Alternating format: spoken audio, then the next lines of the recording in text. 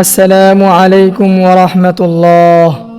সুপ্রিয় কোরআনের ওয়াজের দর্শক মণ্ডলী, আশা করি আপনারা সকলেই ভালো আছেন। সুপ্রিয় দর্শক মণ্ডলী, কিছুদিন যাবৎ একটি বিষয় খুব বেশি আলোচিত হচ্ছে, আর তা হচ্ছে সমকামিতা। সমকামিতা হচ্ছে একটি জঘন্যতম হারাম কাজ, যার শেষ পরিণতি হলো ধ্বংস। তাই আসুন কোরআন ও হাদিসের মাধ্যমে সমকামিতা সম্পর্কে বিস্তারিত জানার চেষ্টা করি ইনশাআল্লাহ। আল্লাহ তাআলা পবিত্র কোরআনের একাধিক জায়গায় হযরত লূত আলাইহিস সালাতু ওয়াস সালামের জাতির ঘটনা বর্ণনা করেছেন। যেমন সূরা হুদের 82 ও 86 নং আয়াতে বলেন, فَلَمَّا جَاءَ أَمْرُنَا جَعَلْنَا عَالِيَهَا سَافِلَهَا وَأَمْطَرْنَا عَلَيْهَا حِجَارَةً مِّن سِجِّيلٍ مَّنضُودٍ مُّسَوَّمَةً عِندَ رَبِّكَ وَمَا هِيَ مِنَ الظَّالِمِينَ بِبَعِيدٍ। অতঃপর যখন আমার সিদ্ধান্ত কার্যকর হলো, তখন আমি তাদের দেশটির উপরিভাগ নিচে এবং নিম্ন ভাগ উপরে উঠালাম এবং তার ওপর পাকা পাথর অবিরাম ধারায় নিক্ষেপ করলাম। অর্থাৎ তাতে এমন আলামত ছিল যে দেখলেই চেনা যেত যে তা পৃথিবীর পাথর নয়, ওগুলো তোমার প্রভুর কাছেই ছিল।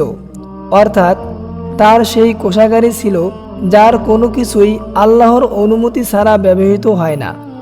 বস্তুত এই শাস্তি অত্যাচারীদের কাছ থেকে দূরে নয়।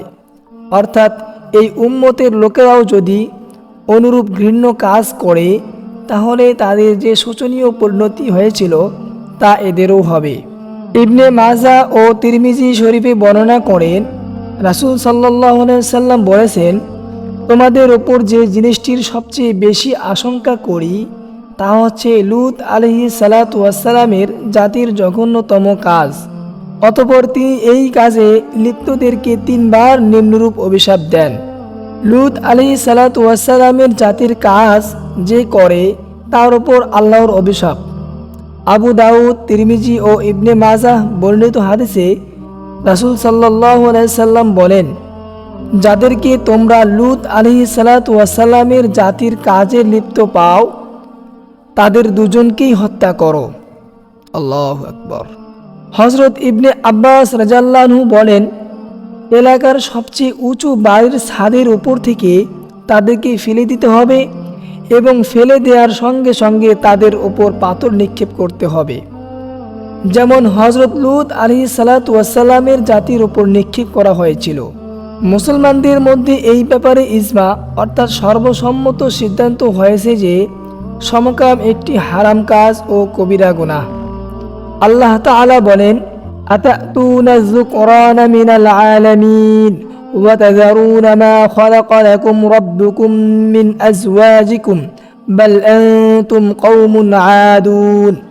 পৃথিবীতে তোমরা কেবল পুরুষদের কাছেই আসো এবং তোমাদের জন্য তোমাদের প্রতিপালক যে জোড়া সৃষ্টি করেছেন তা ত্যাগ করো। আসলে তোমরা সীমা অতিক্রমকারী, অর্থাৎ হালালের সীমা অতিক্রম করে হারামের সীমায় প্রবেশকারী। সূরা শুআরা আয়াত 165 ও 66।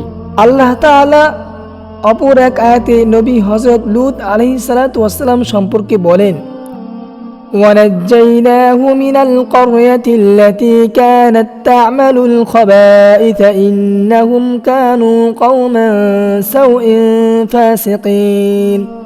আর আমি তাকে সেই জনপদ থেকে রক্ষা করেছি যে জনপদ অশ্লীল কার্যকলাপে লিপ্ত ছিল। ওই জনপদবাসীরা দুরাচারী পাপিষ্ঠ ছিল। সূরা আম্বিয়া আয়াত ৭৪। সুপ্রিয় দর্শক মণ্ডলী, সমকামিতা সম্পর্কে পার্ট 1-এ আংশিক আলোচনা করা হলো। খুব শীঘ্রই পরবর্তী ভিডিওতে সমকামিতা সম্পর্কে আলোচনা পার্ট 2-এ সমাপ্ত করা হবে ইনশাআল্লাহ। আসসালামু আলাইকুম ওয়া রাহমাতুল্লাহ।